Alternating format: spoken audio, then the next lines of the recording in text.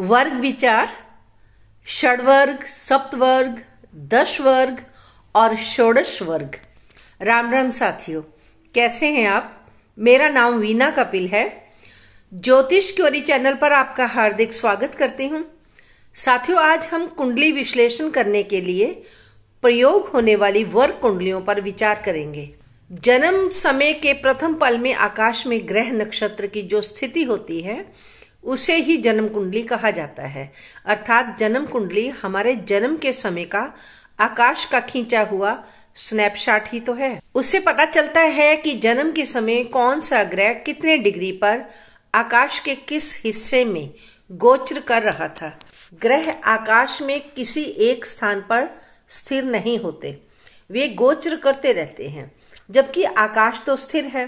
ग्रहों की ठीक स्थिति जानने के लिए आकाश को 12 भागों में बांटा गया है। प्रत्येक भाग को राशि का नाम दिया गया है। क्योंकि आकाश अर्थात हमारा संपूर्ण ब्रह्मांड 360 डिग्री का है, इस कारण प्रत्येक राशि 30 अंश की होगी। जन्म कुंडली यद्यपि फलित ज्योतिष का मुख्य आधार है, परंतु फलादेश में और भी अधिक सूक्ष्मता और स्पष्टता लाने के लिए संपूर्ण राशि से आगे विभिन्न 16 वर्ग तैयार किए जाते हैं। लगन के स्थूल मान को सूक्ष्म स्तर तक लाने के लिए हम वर्ग साधन करते हैं।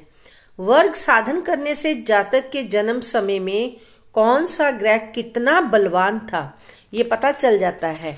वर्ग साधन करके सूक्ष्म स्तर तक ग्रहों के बल का मूल्यांकन किया जा सकता है, जिससे भविष्य कथन में और भी अधिक सटीकता आ जाती है। उस ग्रह के कारक तत्व और प्रभाव को समझने के लिए 16 वर्गों की सहायता ली जाती है।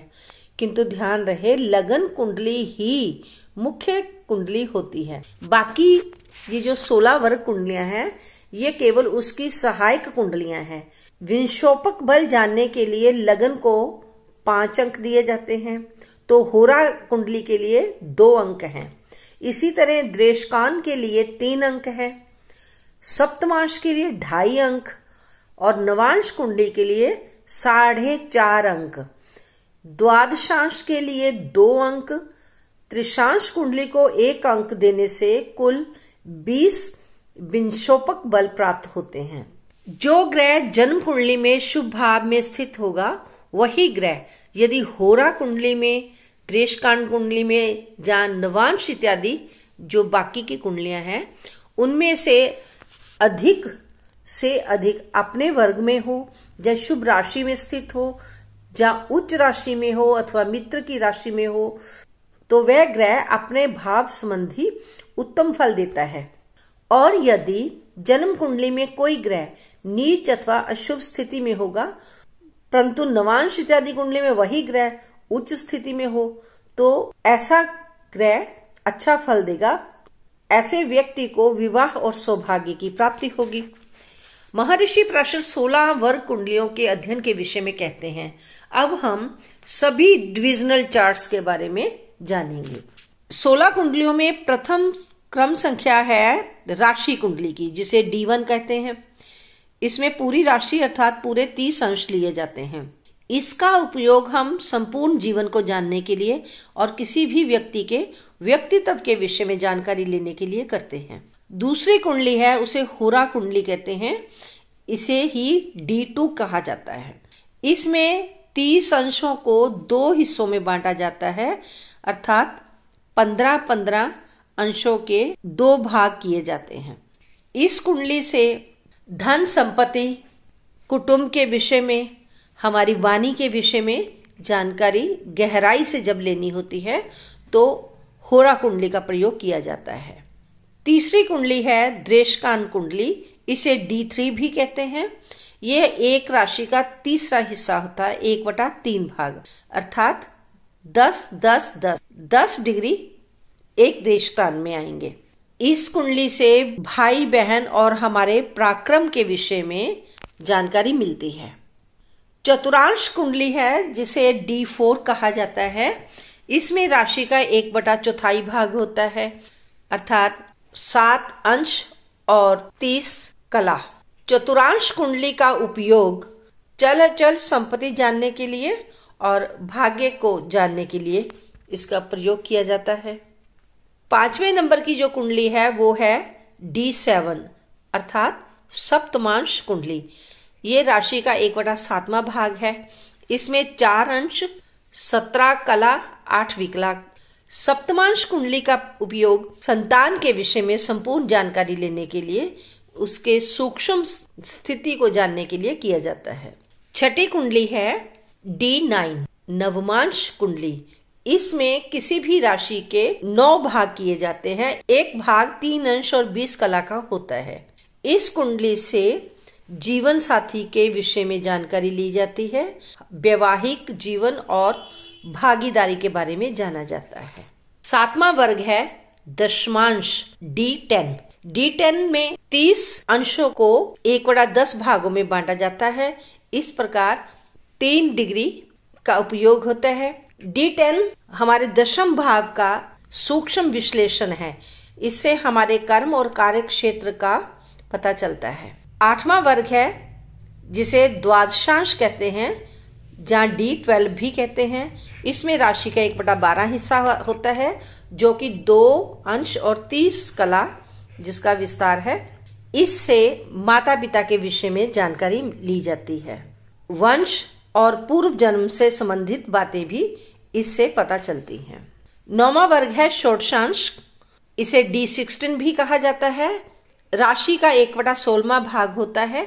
1 अंश, 52 कला और 30 विकला।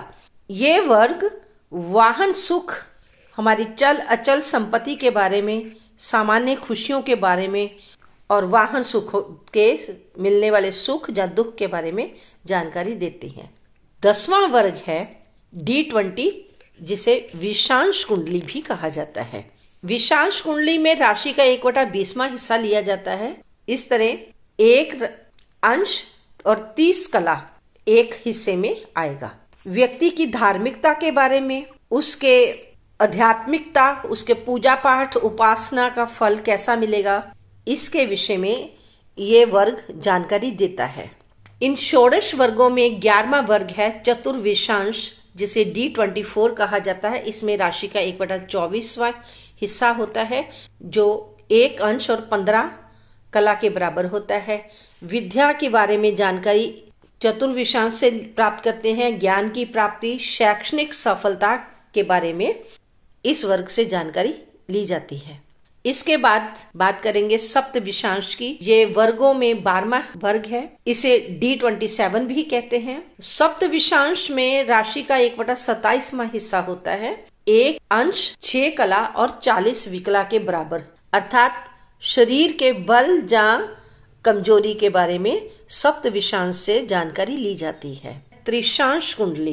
त्रिशांश कुंडली को D30 भी कहते हैं। ये एक राशि का 30वां भाग है, अर्थात केवल 1 अंश।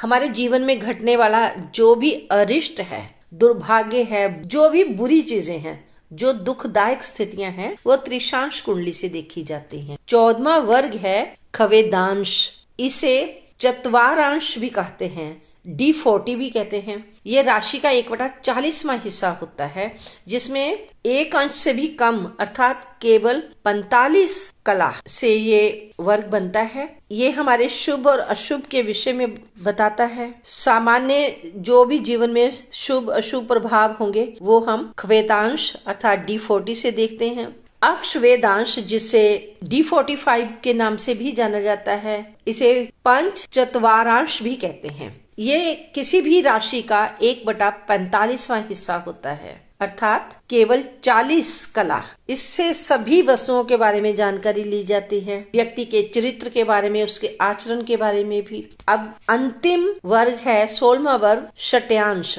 जिसे D60 कहते हैं। ये राशि का 1/60वां हिस्सा है, अर्थात आधा अंश। 30 कला, सभी वस्तुएं इससे भी देखी जाती हैं। समस्त प्रकार के शुभ या अशुभ प्रभाव इससे सूक्ष्मता से देखे जाते हैं। षोडश वर्ग में 16 वर्गों को लिया गया है, लेकिन इन 16 वर्गों के अतिरिक्त भी कुछ वर्ग हैं। जो पहले 16 वर्ग बोले थे वो पराशरी वर्ग थे, अपराशरी वर्ग भी हैं। पंचमाश, जिसे D5 कहते हैं, ये व्यक्ति की आध्यात्मिक प्रवृत्ति, पूर्व जन्मों के पुण्य और संचित कर्मों की जानकारी देता है। इसी तरह षटमांश है, जिसे D6 कहते हैं। इससे स्वास्थ्य के बारे में, रोग के प्रति अवरोधक शक्ति, ऋण, झगड़े आदि की विवेचना की जाती है। एक अन्य वर्ग है जिसे अष्टमांश अर्थात D8 भी कहते हैं। ये अष्टम भाव के विषय में गूढ़ जानकारी देता है। विशेष तौर पर आयु और दुर्घटना के विषय में जानकारी मिलती है।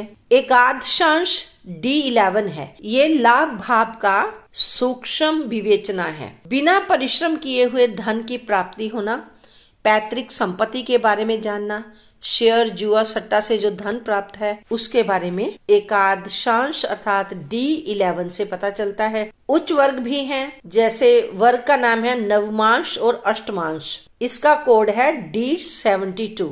एक और है, वो है नवमांश। इसका वर्ग कोड है D91। एक वर्ग है द्वादशांश और नवमांश। इस द्वादशांश और नवमांश दोनों का संयुक्त कोड है D108। नाड़ियांश का कोड है D150 और अर्ध नाड़ियांश का कोड है D300। साथियों, इन वर्ग कुंडलियों से किस प्रकार फलादेश किया जाता है, वर्ग सारणी कैसे तैयार की जाती है, 16 वर्ग कुंडलियों का क्या महत्व है, फलित में कैसे प्रयोग करते हैं, यदि ये सब आप जानना चाहते हैं तो वीडियो को अधिक से अधिक शेयर अवश्य करें। जिस भी वर्ग के लिए अधिक कमेंट्स आएंगे उस वर्ग की विस्तार पूर्वक जानकारी आपको दूंगी और उस वर्ग के ऊपर वीडियो आपको जल्द ही मिल जाएगी। आज के लिए तो बस इतना ही। जल्द ही मिलती हूँ एक नई जानकारी के साथ। तब तक आप अपना ध्यान रखना, स्वस्थ रहें, मस्त रहें, खुश रहें।